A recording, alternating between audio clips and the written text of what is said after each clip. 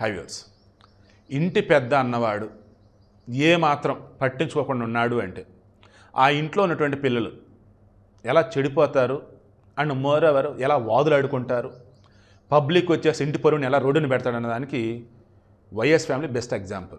Ganesh gold తాకట్టులో ఉన్న బంగారాన్ని విడిపించి కొనబడును. సంప్రదించండి 9966651144. ఎందుకంటే ఆ వైఎస్ రాజశేఖర్ చనిపోయిన తర్వాత జగన్ అధికారంలో తీసుకోవడం కోసం వాళ్ళ అమ్మ విజయమ్మ, చెల్లి షర్మిల ఎలా ఎఫర్ట్స్ పెట్టారు. ఇక అధికారంలోకి వచ్చాక జగన్ విశ్వరూపం బయటపడింది. షర్మిల అన్నట్టుగా భారత్ గారి వల్ల బీజేపీ వల్ల డోంట్ నో, బట్ జగన్ మొన్నటిగా మొన్న కూడా వాళ్ళ ఆస్తులకు సంబంధించిన ఇష్యూస్లో వాళ్ళ అమ్మని వాళ్ళ చెల్లెల్ని ఏమన్నాడు ఏంటో అనందరూ తెలిసిందే. అండ్ నేను చెప్పేది ఏంటంటే షర్మిల కూడా మొట్టమొదటి నుంచి కూడా జగన్ వదిలిన బాణం అంటున్నా, వైఎస్ రాజశేఖర రెడ్డి బిడ్డలో మేము అంటున్నా. ఒక్కసారిగా ఆమె వాయిస్ మారింది ఎప్పుడు, ఆమెకు సరైన ఇంపార్టెన్స్ ఇవ్వనప్పుడు, ఆమె అనుకున్న వేలో పొలిటికల్గా ఎదగలేనప్పుడు. అవునా, తెలంగాణ నుంచి పార్టీ పెట్టింది బట్ అవలా, దానికి ఏపీకి వెళ్ళింది, ఒకటే చెప్పింది నిజమైనటువంటి రాజన్న వారసుడు జగన్ కాదు నేను అని చెప్పేసి. ఎందుకంటే ఆయన ఆశయాల పేరుతో పార్టీ పెట్టి ఆయన ఆశయ సాధన కూడా పక్కన పెట్టేసి అధికారం రాగానే రాక్షసులుగా చేసినట్టు చేస్తూ పోతున్నారు, ఆయన చుట్టూతో దెయ్యాలు ఉన్నాయి అని చెప్పేసి షర్మిల ఏదో డైలాగ్ చెప్పిందో అదే డైలాగ్ ఈరోజు కల్వకుంట్ల ఫ్యామిలీ నుంచి కవిత వచ్చి చెప్పింది. ఇక్కడ వచ్చేసి కేసీఆర్ ఉన్నారు, ఆయన ఉన్నారు ఫామ్ హౌస్కి వాళ్ళకి చెప్పవచ్చు, నాన్న ఏంటన్నా ఏం జరుగుతుందన్నా ఏంటని. ఆమె చెప్పలా, ఒక లెటర్ ఏది ఇచ్చిందట, ఆమె నేను బయటకు వచ్చింది Nannaku Prematho letter to daddy. అందులో మొన్న మీరు వరంగల్ సబ్ పెట్టారు, బీజేపీని ఒక మాట అనలేదేంటి, ఇంకా మరికొన్ని విషయాల్లో చెప్తూ బీజేపీ స్ట్రాంగ్గా ఎదుగుతూ ఉంది ఏంటన్నట్టుగా మొత్తం ఆమెలో చెప్పుకుంటూ వచ్చింది. అందులో పార్టీలో అంతర్గతంగా చాలామంది పార్టీకి నష్టం చేస్తున్నారు, మీకు మాకు మధ్య గ్యాప్ తెస్తున్నారు. కొంతమంది వాంటెడ్గా దెయ్యాలుగా మారిపోయి కేసీఆర్ దేవుడు, కేసీఆర్ చుట్టూ కొన్ని దెయ్యాలు ఉన్నాయి, ఆ దెయ్యాలే ఈరోజు పార్టీకి నష్టం చేస్తున్నాయి.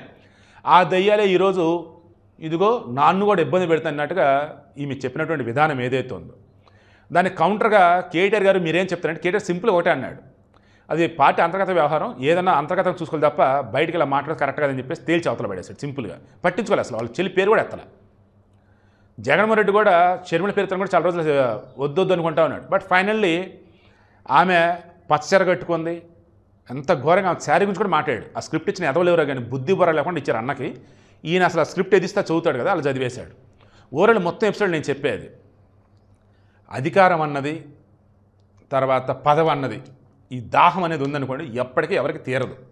కానీ ఇంటి పెద్దన్న వాళ్ళు ఉన్నప్పుడు వాళ్ళు చక్కబెట్టాలా, సమస్య అన్నది లేకుండా సరిదిద్దాలా. అన్న చెల్లెళ్ళైనా, అన్నదమ్ముళ్ళైనా, అక్క చెల్లెళ్ళైనా, అక్క తమ్ముళ్ళైనా, ఎవరైనా సరే మన బిడ్డలు అన్నప్పుడు, మన ఇంటి పెద్దగా ఉన్నప్పుడు వాళ్ళని పిలిచి ఏం జరిగింది ఏంటి మొత్తం మాట్లాడి సెట్ చేయాలి.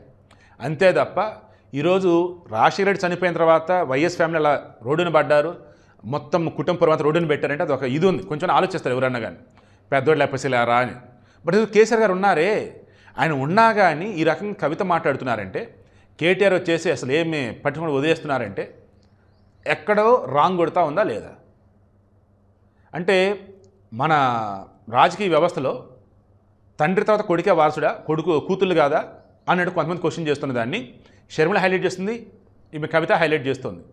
బట్ జనం వచ్చేసి ఏంటి, కొడుకే వారసుడు అని చెప్పేసి అక్కడ జగన్ని, ఇక్కడ కేటీఆర్ని ఆల్మోస్ట్ అదే వేలో రిసీవ్ చేసేసుకుంటా ఉన్నారు.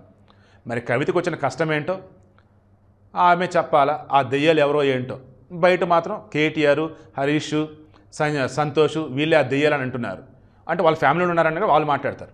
షర్మిల ఆల్మోస్ట్ వన్ ఓపెన్ అయిపోయింది, వైఎస్ ఫ్యామిలీలోనే ఉన్నారా బాబు, వైఎస్ వివేకానంద రెడ్డి చంపిన వాళ్ళు వైఎస్ ఫ్యామిలీలో ఉన్నారు బాబు, చుట్టుపక్కల మొత్తం కూడా మమ్మల్ని నానా ఇబ్బందులు పెట్టేవాళ్ళు అని ఆమె చెప్పింది. సో ఓ పార్టీకి సంబంధించి కొన్ని కోట్ల మంది అభిమానులు అనేవాళ్ళు ఉన్నప్పుడు, ఆ పార్టీకి సంబంధించిన ఫ్యామిలీ మెంబర్స్ ఉన్నప్పుడు, దాన్ని అంతర్గతంగా కుమ్ములాటల వేలో ఉన్నప్పుడు దాన్ని కనుక రోడ్డు మీద కనుక పెట్టారంటే పార్టీ పరువు పోతుంది, కుటుంబం పరువు పోతుంది, వీళ్ళని నమ్ముకున్నటువంటి జనాలు కూడా రోడ్డు అనేది పడతారు. సో అంతిమంగా ఈరోజు వైఎస్ ఫ్యామిలీని చూసి జనాలు నవ్వుతూ ఉంటే, ఏకంగా ఈరోజు కేసీఆర్ ఫ్యామిలీని చూసి నవ్వటం కాదు ఇంకేదో చేస్తూ ఉన్నారు వాళ్ళైతే. సీరియస్, ఈ మాట కరెక్ట్గా మాట్లాడుతున్నా. చూసారా తండ్రి లేకపోతే ఏం జరిగింది ఏంటో కొంతమంది అంటూ ఉంటే, ఏదో నిన్నటి వరకు మా అన్న వదిలే మా అన్న అని చెప్పింది ఆమె, బట్ ఇప్పుడు చూసావా ఏం చేస్తున్నావు షర్మిల అని చెప్పేసి మాట్లాడారు. అంతకుమించి ఈరోజు కవిత గురించి కేటీఆర్ గురించి మాట్లాడుతూ ఉన్నారు. కారణం కేసీఆర్ ఉండగా కూడా ఈ రకం చేస్తున్నారు వీళ్ళు. అండ్ అవునన్నా కాదన్నా ఓపెన్ అయిపోయారు వాళ్ళు. టీఆర్ఎస్ బలహీనపడిందని, కాంగ్రెస్ అధికారంలో ఉండగా బీజేపీ బలపడుతూ ఉందని, ఇదే విషయం బీజేపీలో కూడా చెప్తున్నారు. మొత్తానికి కవిత ఒప్పుకుంది అని. సో వీడియో క్లోజ్ చేస్తాం. మీకు అర్థమైంది కదా, ఇంటికి పెద్దబడిన ఉన్నప్పుడు ఆ పెద్దలకు నిలుపుకోవాలి. ఇంట్లో ఉన్నటువంటి వాళ్ళు కూడా అంతర్గత విషయాలని అంతర్గతంగా డిస్కస్ చేయాలి తప్ప ఎట్టి పిల్లలు రోడ్డుకు మాత్రం రాకూడదు. అండ్ కుటుంబ విషయాలు, పార్టీ విషయాలు 10 మందిలో పెట్టి హడావుడి చూసుకుంటూ పోతే అంతిమంగా జరిగే నష్టం మనకే. వీడియో ఒక్క ముక్క చెప్పి క్లోజ్ చేస్తా. ఐఆమ్ షూర్ ఎనీ టైం కవిత బీఆర్ఎస్ నుంచి బయటకు వచ్చా నాకైతే అనిపిస్తూ ఉంది.